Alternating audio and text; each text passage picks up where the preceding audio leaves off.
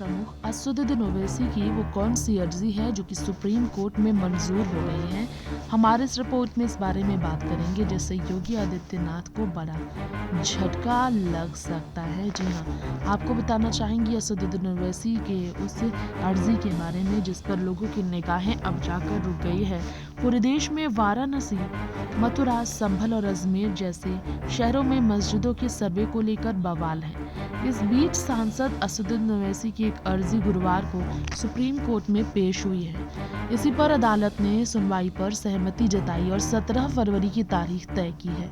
ओवैसी की मांग क्या थी, इसमें मस्जिदों पर क्या प्रभाव पड़ेगा, इस बारे में बात कर लेते हैं। दरअसल एआईएमआईएम प्रमुख असदुद्दीन ओवैसी की याचिका पर विचार करने को लेकर सहमति सुप्रीम कोर्ट ने जताई है। पूजा स्थल को लागू करने के अनुरोध वाली यहाँ पर एआईएमआईएम प्रमुख असदुद्दीन ओवैसी को आपको बताना चाहेंगे याचिका जारी करते हुए देखा गया। वर्ष 1991 के पूजा स्थल कानून में किसी स्थान के धार्मिक चरित्र को 15 अगस्त 1947 के अनुसार बनाए रखने की बात कही गई है। प्रधान न्यायाधीश संजीव खन्ना और न्यायमूर्ति संजय कुमार की पीठ ने आदेश दिया कि ओवैसी की नई याचिका को इस मामले में लंबित मामलों के साथ संलग्न किया जाए और कहा कि मामले में 17 फरवरी को सुनवाई की जाएगी।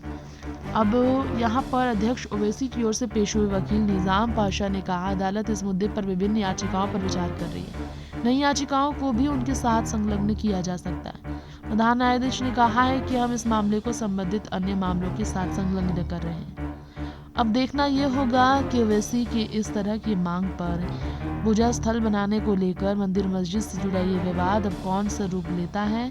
जी हाँ, 1991 के कानून के खिलाफ दायर इस तरह की कई अन्य याचिकाओं पर सुनवाई करते हुए सभी अदालतों के नए मुकदमों पर विचार करने और धार्मिक स्थलों, विशेषकर मस्जिदों एवं दरगाहों पर अन्य समुदायों द्वारा पुनः तौबा करने के लंबित मामलों में कोई भी अंतरिम या अंतिम आदेश पारित करने से रोक दिया गया था पहले।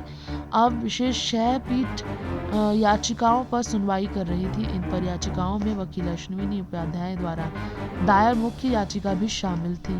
देखना होगा कि इस कानून से क्या फायदा उठाएंगे ओवैसी। इस कानून में किसी भी पूजा स्थल के धार्मिक स्वरूप में परिवर्तन पर रोक लगाता है तथा किसी भी पूजा स्थल के धार्मिक स्वरूप को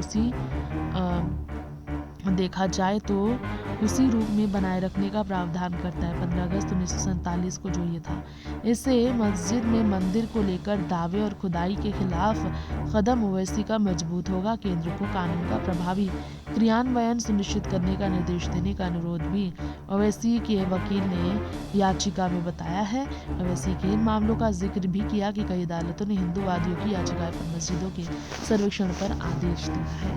नेक्स्ट 9 पॉलिटिकल बाइस रिपोर्ट।